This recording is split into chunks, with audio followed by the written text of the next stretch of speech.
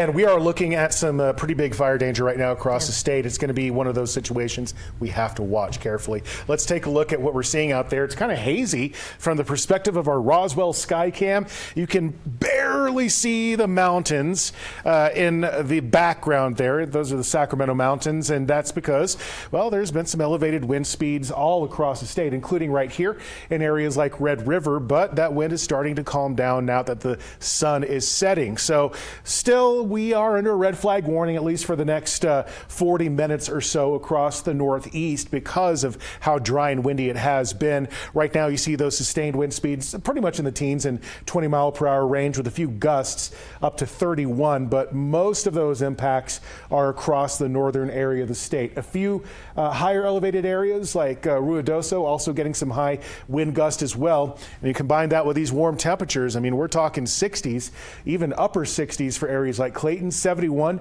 and Tucumcari down south looking at some 80s. So we are going to be continuing to see this dry air just moving through the state, and it is going to be a threat to many areas in terms of wildfire potential, especially if you look at these readings. The dew point is a measure of moisture in the atmosphere, so low readings, low numbers means it's incredibly dry.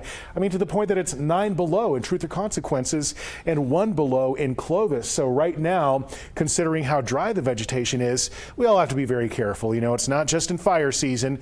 By the way, that's becoming pretty much a year-round thing. Tonight looking mostly dry and clear. I'm expecting that we're going to be seeing those dry conditions persisting throughout the rest of today into tonight. But for tomorrow, a little bit of a break from the wind. It's going to be a bit breezy. It's going to be warm, and I'm anticipating that warm weather and dry air is going to continue to cause some fire danger across the east on Friday, and then by Saturday we're going to start to get some changes. So this cold front, it's going to be Pacific in nature.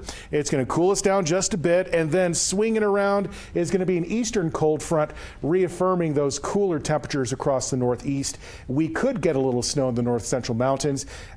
Either way, it's going to feel more like February once we get toward Sunday. So for tomorrow, across the southeast, I'm looking at high 70s, and it's going to get actually to about the 80s by Saturday. But you can see that cool down starting by the beginning of next week. Across the southwest, a lot of sunshine, nearly in the 80s for places like Deming. The northwest is going to be occasionally breezy for places like Gallup. But Farmington, yeah, you're going to be looking at some plenty of really nice and mild weather. A lot of sunshine through Friday. Across the North Mountains for tomorrow, mostly 50s, but 60s for places like Espanola. 7-day forecast for Santa Fe. I'll take a look at this. Still pretty warm and dry through the weekend, but rain and snow chances next week. Across the northeast for tomorrow, we're going to be anticipating 75 degrees for Tucumcari, 64 in Las Vegas. As I mentioned, not as windy, but it's something to watch because of how dry it is and how warm it is. 66 tomorrow for Edgewood, and for areas like Belen into the South Valley, we're going to be topping out in the upper 60s. Some areas may even get to the lower 70s. So this is where we stand. Rio Rancho going to be warm through Saturday. Then we start to cool down into the weekend. You can see that also for Albuquerque, 64 for your high this Sunday, and then we start dropping to the 50s by next week.